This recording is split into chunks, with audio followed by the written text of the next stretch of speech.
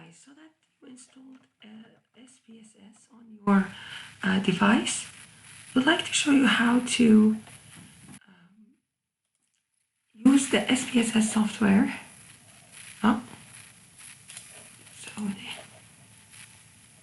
So here you would have the IBM SPSS statistics shortcut on your desktop after installation.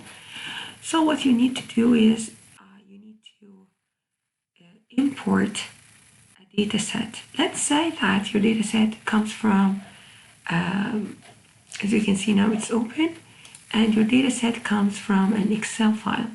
I have a very basic data set now to show you how to do it. Okay, so you go to File, Import Data from Excel, and then you just choose and open, navigate through the path and choose and open your data set, and this would be it.